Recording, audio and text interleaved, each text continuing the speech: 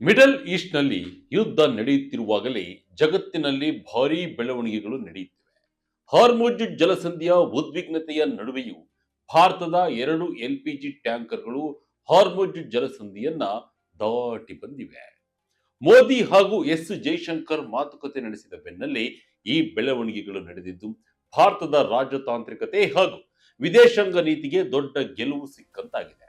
ಇದರ ಜೊತೆ ಇರಾನ್ ವಿದೇಶಾಂಗ ಸಚಿವ ಅಮೆರಿಕದ ಡಬಲ್ ಸ್ಟ್ಯಾಂಡರ್ಡ್ ಅನ್ನ ಜಗತ್ತಿಗೆ ಬಿಚ್ಚಿಟ್ಟಿದ್ದು, ಈಗ ಅಮೆರಿಕ ಭಾರತ ಸೇರಿ ಇಡೀ ವಿಶ್ವದ ಭಿಕ್ಷೆ ಬೇಡುತ್ತಿದೆ ಎಂದು ವ್ಯಂಗ್ಯವಾಡಿದ್ದಾರೆ. ಇದು ಒಂದು ಕಡೆಯಾದರೆ, ಅತ್ತ ಉತ್ತರ ಕೊರಿಯಾ ಕಿಮ್ ಉಂಗ್ ಜಾನ್ ಆಡಳಿತ ಬ್ಯಾಲಿಸ್ಟಿಕ್ ಮಿಸೈಲ್ ಅನ್ನ ಲಾಂಚ್ ಮಾಡಿ ಏಷ್ಯಾದಲ್ಲೇ ಮತ್ತೊಂದು ಯುದ್ಧಕ್ಕೆ ವೇದಿಕೆ ಸೃಷ್ಟಿಸಿದಂತೆ ಕಾಣುತ್ತಿದೆ. ಬನ್ನಿ, ಈ ಪ್ರಮುಖ ಜಾಗತಿಕ ವಿದ್ಯಮಾನಗಳ ಕಂಪ್ಲೀಟ್ ಡೀಟೇಲ್ಸ್ ಅನ್ನ ಈ ವಿಡಿಯೋದಲ್ಲಿ ಡೀಟೇಲ್ ಆಗಿ ನೋಡೋಣ. ಟೆನ್ಷನ್ ನಡುವೆ ಭಾರತದ ಆಪರೇಷನ್ ಸಕ್ಸಸ್. ಜಲಸಂಧಿ ದಾಟಿದ ನಂದಾದೇವಿ ಶಿವಾಲಿಕ್. ಎಸ್, ಮೊದಲ ಅಪ್ಡೇಟ್ ಅನ್ನ ನೋಡುವುದಾದ್ರೆ, ಹಾರ್ಮುಜ್ ಜಲಸಂಧಿಯ ಉದ್ವಿಗ್ನತೆಯ ನಡುವೆಯೂ ಭಾರತದ 2 ಹಡಗುಗಳು ಭಾರತದ ಕಡೆ ಯಶಸ್ವಿಯಾಗಿ ಪ್ರಯಾಣ ಬೆಳೆಸಿವೆ. ಅಮೆರಿಕ, ಇಸ್ರೇಲ್ ಮತ್ತು ಇರಾನ್ ನಡುವಿನ ತಿಕ್ಕಾಟದಿಂದಾಗಿ ಈ ಜಲಸಂಧಿಯಲ್ಲಿ ಹಡಗುಗಳ ಸಂಚಾರವೇ ಸ್ತಬ್ಧವಾಗಿತ್ತು.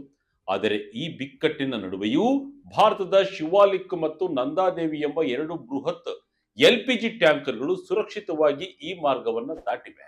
ಮೂಲಗಳ ಪ್ರಕಾರ ಇದು ಅತ್ಯಂತ ಎಚ್ಚರಿಕೆಯಿಂದ ನಡೆಸಲಾದ ಆಪರೇಷನ್ ಆಗಿದ್ದು, ಇರಾನ್ ಮತ್ತು ಆ ಪ್ರದೇಶದ ಇತರ ಎಲ್ಲಾ ದೇಶಗಳ ಸಹಕಾರದೊಂದಿಗೆ ಈ ಹಡಗುಗಳನ್ನ ಸೇಫ್ ಆಗಿ ಹೊರತರಲಾಗಿದೆ. ಈ ಹಡಗುಗಳಲ್ಲಿರುವ ಕಾರ್ಗೋ ಬಗ್ಗೆ ಹೇಳುವುದಾದರೆ, ಟಾಪ್ ಸರ್ಕಾರಿ ಮೂಲಗಳು ನೀಡಿರುವ ಮಾಹಿತಿಯ ಪ್ರಕಾರ ನಂದಾದೇವಿ ನೌಕೆಯಲ್ಲಿ ಬರೋಬ್ಬರಿ 46,000 ಮೆಟ್ರಿಕ್ ಟನ್ಗಳಷ್ಟು ಎಲ್‌ಪಿಜಿ ಗ್ಯಾಸ್ ಇದ್ದರೆ, ಶಿವಾಲಿಕ್ ನೌಕೆಯಲ್ಲಿಯೂ ಕೂಡ ಸುಮಾರು 40,000 ಮೆಟ್ರಿಕ್ ಟನ್ಗಳಷ್ಟು ಗ್ಯಾಸ್ ಇದೆ. ಜೊತೆಗೆ ನಂದಾದೇವಿಯಲ್ಲಿ ಭಾರೀ ಪ್ರಮಾಣದ ಅಗತ್ಯ ಸರಬರಾಜು ಸಾಮಗ್ರಿಗಳು ಇವೆ.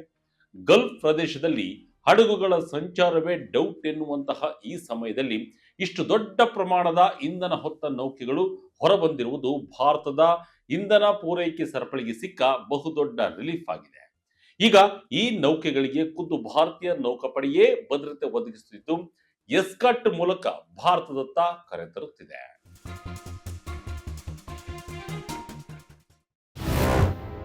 ಮೋದಿ ಜೈಶಂಕರ್ ರಾಜತಾಂತ್ರಿಕತೆಯ ಪವರ್. ಇನ್ನು ಎರಡನೇ ಅಪ್ಡೇಟ್ ಅನ್ನ ನಾವು ನೋಡೋದಾದ್ರೆ, ಭಾರತದ ಈ 2 ಹಡಗುಗಳು ಸುಮ್ಮನೆ ತಾನಾಗಿಯೇ ಹಾರ್ಮುಜ್ ಜಲಸಂಧಿಯನ್ನ ದಾಟಿ ಬಂದಿಲ್ಲ. ಇದರ ಹಿಂದೆ ಭಾರತದ ವಿದೇಶಾಂಗ ನೀತಿ ಮತ್ತು ರಾಯಭಾರತ್ವದ ದೊಡ್ಡ ಶ್ರಮವಿದೆ. ಕಳೆದ ಕೆಲವು ದಿನಗಳಿಂದ ಭಾರತ ಮತ್ತು ಇರಾನ್ ನಾಯಕತ್ವದ ನಡುವೆ ಸರಣಿ ಮಾತುಕತೆಗಳು ನಡೆದಿದ್ದವು. ಪ್ರಧಾನಿ ನರೇಂದ್ರ ಮೋದಿ ಅವರು ಗುರುವಾರವಷ್ಟೇ ಇರಾನ್ ಅಧ್ಯಕ್ಷ ಮಸೂದ್ ಪೆಜೆಶ್ಕಿಯಾನ್ ಅವರೊಂದಿಗೆ ದೂರವಾಣಿ ಮೂಲಕ ಸುದೀರ್ಘ ಮಾತುಕತೆ ನಡೆಸಿದ್ದರು. ಈ ಸಂಭಾಷಣೆಯ ವೇಳೆ ಪ್ರಧಾನಿ ಮೋದಿ ಅವರು ಹೆಚ್ಚಾಗುತ್ತಿರುವ ಶತ್ರುತ್ವ ಮತ್ತು ನಾಗರಿಕ ಪ್ರಾಣಹಾನಿಯ ಬಗ್ಗೆ ತೀವ್ರ ಕಳವಳ ವ್ಯಕ್ತಪಡಿಸಿದ್ದರು. ಈ ಬಗ್ಗೆ ಎಕ್ಸ್ ಖಾತೆಯಲ್ಲಿ ಪೋಸ್ಟ್ ಮಾಡಿದ್ದ ಪ್ರಧಾನಿ ಮೋದಿ, ಭಾರತೀಯ ನಾಗರಿಕರ ಸುರಕ್ಷತೆ ಮತ್ತು ಭದ್ರತೆ ಹಾಗೂ ಸರಕು ಮತ್ತು ಇಂಧನದ ನಿರ್ಬಂಧವಿಲ್ಲದ ಸಾಗಾಟವು ಭಾರತದ ಪ್ರಮುಖ ಆದ್ಯತೆಯಾಗಿದೆ ಎಂದು ಸ್ಪಷ್ಟವಾಗಿ ತಿಳಿಸಿದ್ದರು. ಕೇವಲ ಪ್ರಧಾನಿ ಮೋದಿ ಮಾತ್ರವಲ್ಲ, ವಿದೇಶಾಂಗ ವ್ಯವಹಾರಗಳ ಸಚಿವ ಎಸ್ ಜೈಶಂಕರ್ ಅವರು ಕೂಡ ಮಿಡಲ್ ಈಸ್ಟ್ ಬಿಕ್ಕಟ್ಟು ಶುರುವಾದಾಗಿನಿಂದ ಇರಾನ್ ವಿದೇಶಾಂಗ ಸಚಿವ ಸೈಯದ್ ಅಬ್ಬಾಸ್ ಅರಕ್ಚಿ ಅವರೊಂದಿಗೆ ನಿರಂತರ ಸಂಪರ್ಕದಲ್ಲಿದ್ದರು. ಫೆಬ್ರವರಿ 28, ಮಾರ್ಚ್ 5, ಮಾರ್ಚ್ 10 ಮತ್ತು ಮಾರ್ಚ್ 12ರಂದು ಹೀಗೆ ಒಟ್ಟು 4 ಸುತ್ತಿನ ದೂರವಾಣಿ ಮಾತುಕತೆಗಳನ್ನ ಜೈಶಂಕರ್ ನಡೆಸಿದ್ದರು.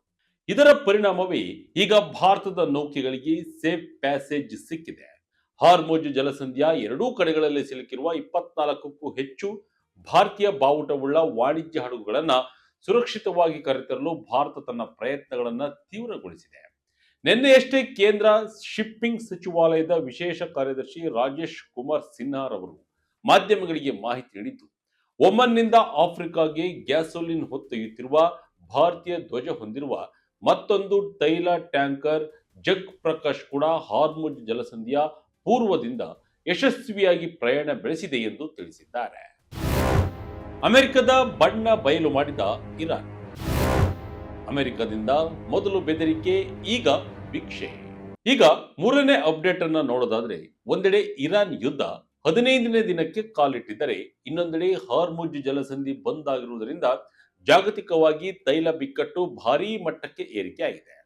ಕಚ್ಚಾ ತೈಲದ ಬೆಲೆ ಪ್ರತಿ ಬ್ಯಾರೆಲ್ಗೆ $100 ಬಳಿ ನಿಂತಿದೆ.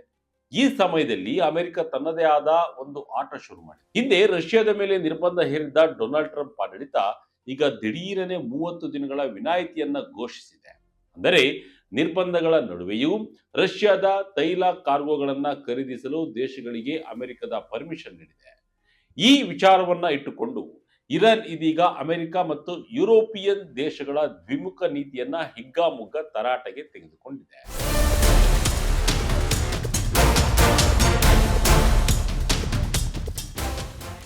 ಫೈನಾನ್ಷಿಯಲ್ ಟೈಮ್ಸ್ ವರದಿಯೊಂದಕ್ಕೆ ಪ್ರತಿಕ್ರಿಯಿಸಿರುವ ಇರಾನ್ ವಿದೇಶಾಂಗ ಸಚಿವ ಸೈಯದ್ ಅಬ್ಬಾಸ್ ಅರಕ್ಚಿ ಅಮೆರಿಕದ ವಿರುದ್ಧ ಕಿಡಿಕಾರಿದ್ದಾರೆ. ರಷ್ಯಾದಿಂದ ತೈಲ ಆಮದು ಮಾಡಿಕೊಳ್ಳುವುದನ್ನು ನಿಲ್ಲಿಸುವಂತೆ ಅಮೆರಿಕ ತಿಂಗಳುಗಟ್ಟಲೆ ಭಾರತವನ್ನು ಹೆದರಿಸಿ ಬೆದರಿಸುವ ಯತ್ನ ಮಾಡಿತ್ತು. ಆದರೆ ಈಗ ಇರಾನ್ ಜೊತೆಗಿನ 2 ವಾರಗಳ ಯುದ್ಧದ ನಂತರ ಅದೇ ವೈಟ್ ಹೌಸ್ ರಷ್ಯಾದ ಕಚ್ಚಾ ತೈಲವನ್ನ ಖರೀದಿಸುವಂತೆ ಭಾರತ ಸೇರಿ ಇಡೀ ಪ್ರಪಂಚದ ಮುಂದೆ ಭಿಕ್ಷೆ ಬೇಡುತ್ತಿದೆ ಎಂದು ಲೇವಡಿ ಮಾಡಿದ್ದಾರೆ. ಅಷ್ಟೇ ಅಲ್ಲ, ಇರಾನ್ ಮೇಲಿನ ಅಕ್ರಮ ಯುದ್ಧವನ್ನ ಬೆಂಬಲಿಸಿದರೆ ರಷ್ಯಾ ವಿರುದ್ಧ ಅಮೆರಿಕದ ಬೆಂಬಲವನ್ನ ಗೆಲ್ಲಬಹುದು ಎಂದು ಯುರೋಪ್ ಭಾವಿಸಿತ್ತು. ಆದರೆ ಇವರ ಪರಿಸ್ಥಿತಿ ಈಗ ಶೋಚನೀಯವಾಗಿದೆ ಎಂದು ಅರಕ್ಚಿ ವ್ಯಂಗ್ಯವಾಡಿದ್ದಾರೆ. ಭಾರತೀಯರು ತುಂಬಾ ಒಳ್ಳೆಯವರು, ದಿಢೀರ್ ವಿನಾಯಿತಿ ಕೊಟ್ಟಿದ್ದೇಕೆ ಅಮೆರಿಕ? ಇನ್ನು ಅಮೆರಿಕದ ಖಜಾನೆ ಕಾರ್ಯದರ್ಶಿ ಸ್ಕಾಟ್ ಬೆಸೆಂಟ್ ಕಳೆದ ವಾರ ನೀಡಿದ ಹೇಳಿಕೆ ಈ ಎಲ್ಲಾ ಬೆಳವಣಿಗೆಗಳಿಗೆ ಪುಷ್ಟಿ ನೀಡುವಂತಿದೆ. ಸಮುದ್ರದಲ್ಲಿ ಸಿಲುಕಿಕೊಂಡಿರುವ ರಷ್ಯಾದ ತೈಲ ಖರೀದಿಸಲು ವಾಷಿಂಗ್ಟನ್ ಭಾರತೀಯ ರಿಫೈನರಿಗಳಿಗೆ ಅವಕಾಶ ನೀಡಿದೆ ಎಂದು ಅವರು ಸ್ಪಷ್ಟಪಡಿಸಿದ್ದಾರೆ. ಅಷ್ಟೇ ಅಲ್ಲ, ಪೂರೈಕೆಯ ಒತ್ತಡ ಹೀಗೇ ಮುಂದುವರಿದರೆ ಮಾರುಕಟ್ಟೆಗೆ ಇನ್ನಷ್ಟು ಕಚ್ಚಾ ತೈಲವನ್ನು ತರಲು ಅವಕಾಶ ನೀಡುವ ಬಗ್ಗೆಯೂ ಪರಿಶೀಲನೆ ನಡೆಸುವುದಾಗಿ ಹೇಳಿದ್ದಾರೆ.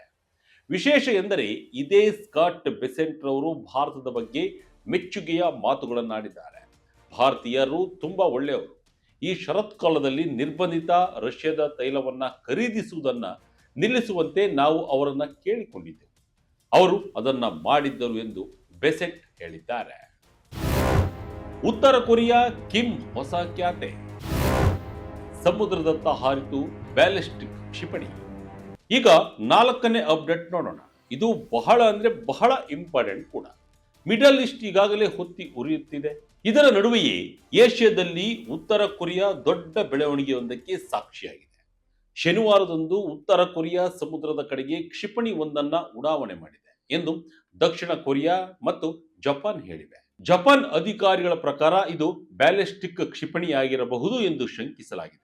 ದಕ್ಷಿಣ ಕೊರಿಯಾದ ಸೇನೆಯು ಪತ್ರಕರ್ತರಿಗೆ ಕಳುಹಿಸಿದ ಕಿರು ಸಂದೇಶದಲ್ಲಿ ಉತ್ತರ ಕೊರಿಯಾದ ಪೂರ್ವ ಕರಾವಳಿಯ ಸಮುದ್ರದ ಕಡೆಗೆ ಈ ಪ್ರೊಜೆಕ್ಟೈಲ್ ಅನ್ನು ಹಾರಿಸಲಾಗಿದೆ ಎಂದು ಹೇಳಿದೆ. ಆದರೆ ಹೆಚ್ಚಿನ ವಿವರಗಳನ್ನು ಅದು ನೀಡಿಲ್ಲ.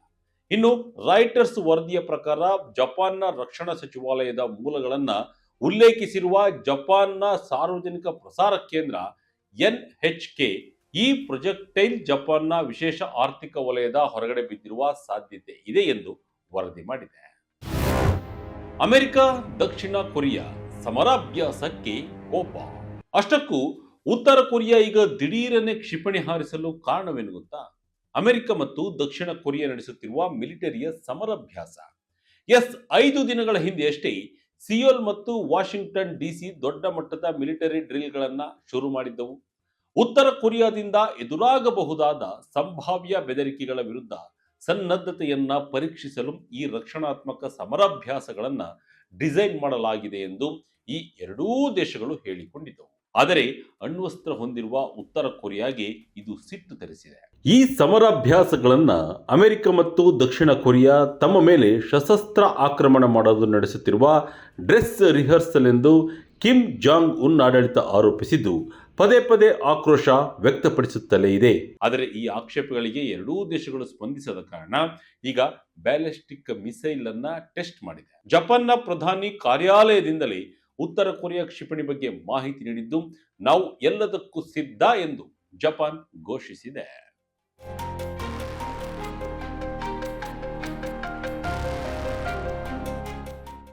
ಒಟ್ಟಿನಲ್ಲಿ ಜಗತ್ತು ಈಗ ಒಂದು ರೀತಿಯಲ್ಲಿ ಸುಡುಗಾಡಿನ ಅಂಚಿನಲ್ಲಿ ನಿಂತಿದೆ.